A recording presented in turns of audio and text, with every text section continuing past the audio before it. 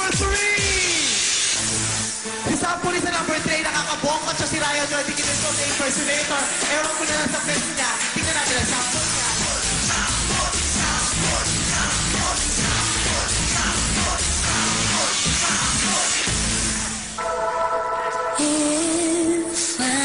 Tatapon din pala yung sombrero. Sombrero. Oh my God!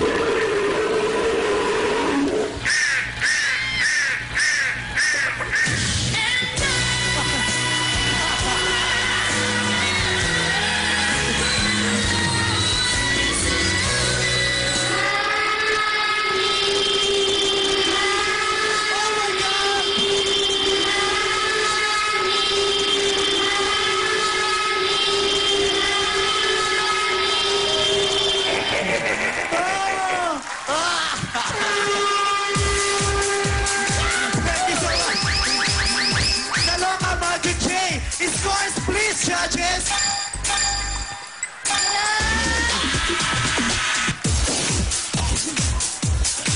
Ano ba yung nangyayari sa'yo? Guys. Yung powder na ano. O, tawagin natin. Please come back on stage. Sa Polisan, 1, 2, and 3. Ngayon naman alamin natin kung sino ang nagustuhan ng ating Madam People. Kaya naman, Kuya Kim, Jude, and Teddy, pasok! Alam mo, nakakatakot talaga yung naparoon natin kanina, ha? Ang audience natin talagang totoong natakot, ha? Alamin natin kung sino ang choice ng ating mga audience. Sa Pulisa number 1, number 2, o number 3, guys? Madam People! Choice mo! Show mo! Wow! Aba, puro 3! Puro 3 sa nangyayari mo! Merong laki-laki lang 1, 2, 90% ng mga Madam People! 90%! 3 ang no? Maraming salamat sa Land Rover Philippines at Magno Optical, guys. Salamat din sa fans Mosimo at Team Manila, whereyou.com. Thank you, Levi's and Adidas. Back to you, guys! Back to you. Tanong ko lang, 28 years na po kayo nagsasama, di ba?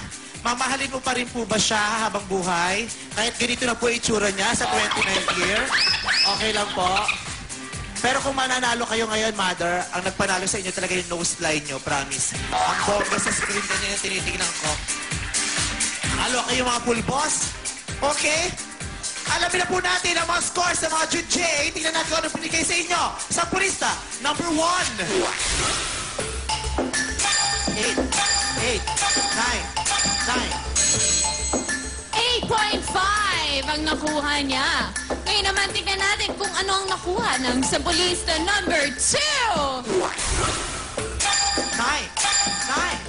10, 10. 9.5. Oh, Sampolista bye-bye, number Sampolista 1. number 1. Bye-bye. Thank you.